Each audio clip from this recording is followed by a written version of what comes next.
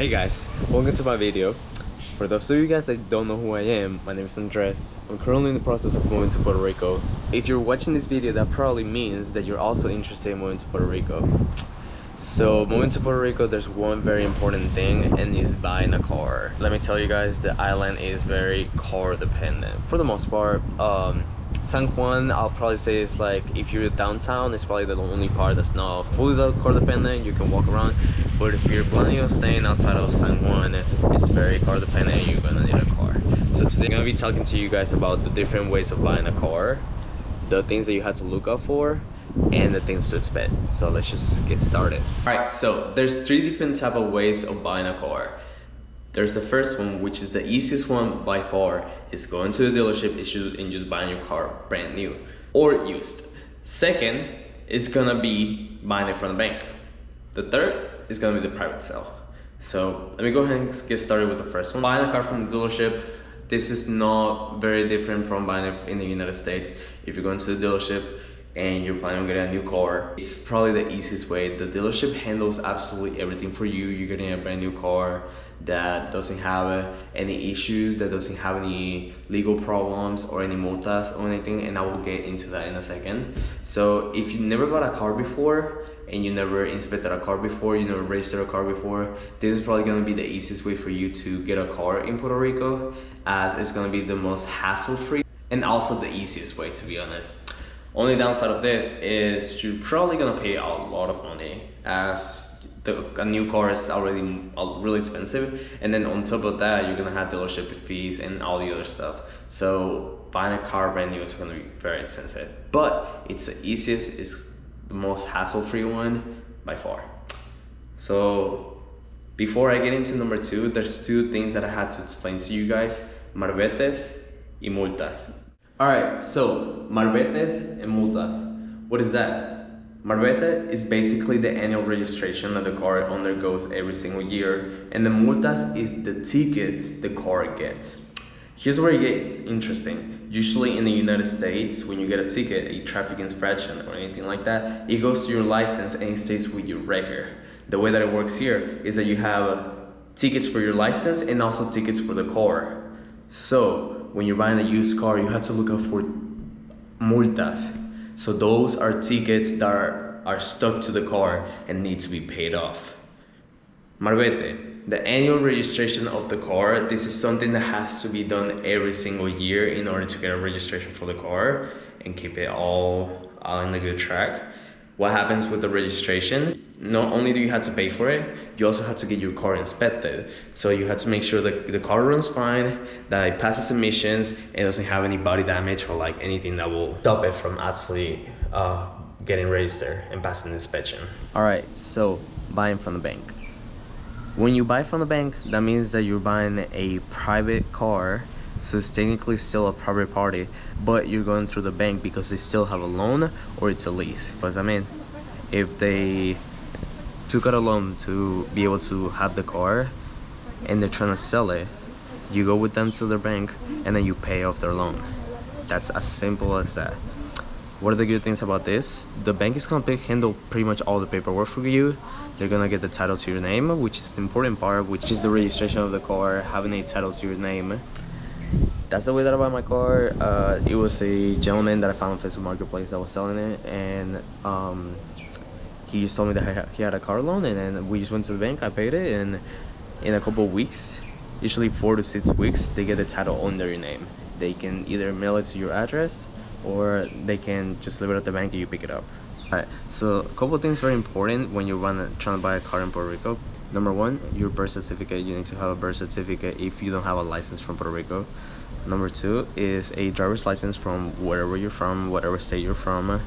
And number three, I will probably strongly recommend to already have an address in the island, because a lot of places don't take addresses from the mainland. So very important that you have a address here, an apartment, a house, whatever it is. It's very important. Lastly, the last one is gonna be the private sale.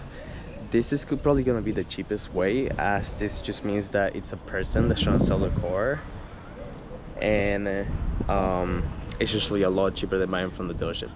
What are the issues with this? if you never bought a car before, I would probably not pick Puerto Rico to be the first place where you buy your used car from owner to owner, because of the multas, because of the marbete, and because of like all the other things that can undergo the car. I would strongly not recommend for this to be your way of buying a car. Now, if you have ever bought a car in the mainland, there's no problem at all. It's really the only thing that you have to look out for is the marbete and the multas. That's really the only thing. If you know how to inspect a car, you know how to buy a car, then it's the same.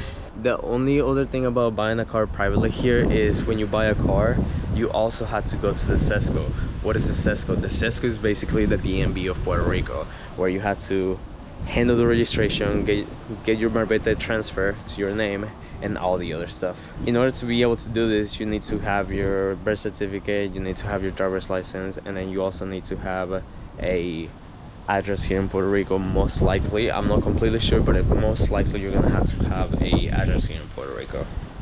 Alrighty guys, so just to recap, the documents that we need to bring to the island are the birth certificate, your driver's license for whatever state you're from, and preferably a address from the Puerto Rico, because a lot of places are not gonna take addresses from the mainland to register a title. So please, I strongly recommend to have a address here before buying a car.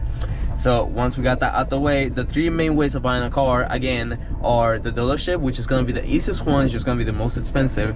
Second, the bank. I would strongly recommend to find somebody that has a loan, as this is gonna make the process a lot easier, as the bank is pretty much gonna handle everything for you. So you find somebody in Facebook Marketplace, and then you just get the car from them, make sure that you have the loan, and then you pay off their loan at the bank. That's it. They handle all the paperwork for you, and then they send the title to your name. This is also the easiest one, and this is like an intermediate. It can be cheap, it can be expensive sometimes. It just depends on the car that you're getting. And the third one, again, is a private sale. When you're buying privately, it's not bad, honestly at all. It's probably the cheapest option. You just have to be more mindful of a lot of things, and that's pretty much the only thing, really. Now, personal advice, and I would strongly recommend this to anybody that's moving to the island: buy Acuras, buy Lexuses, buy Hondas, buy Toyotas, and then that's it. Please, unless you really want to, unless you have some needs, specific needs that you need or something, or you used to like a specific car, please just buy a Japanese car. Even Subarus, I don't think they have that much resale value, but anything that's Japanese, I will strongly recommend. Puerto Ricans live by Japanese car. The main brands are really Toyota and Lexus, Honda as well, of course, but those cars keep the highest resale value. They have the lowest maintenance, parts are easy to find and cheap. Well, not cheap, but cheaper.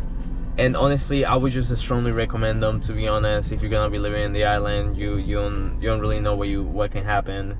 They're also very fuel efficient as well. So strongly recommend to buy an Acura, Lexus, Honda, or Toyota. Strongly recommend that, guys.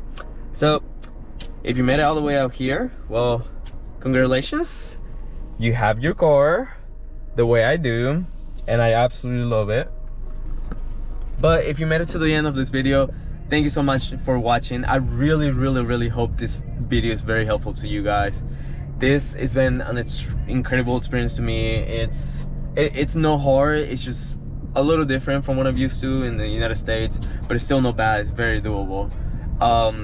Please like and subscribe, guys, and good luck with your adventure here in Puerto Rico. It's an amazing island, and you're probably gonna have the time of your life. Thanks so much, guys. Thanks for watching, and I'll see you in the next time.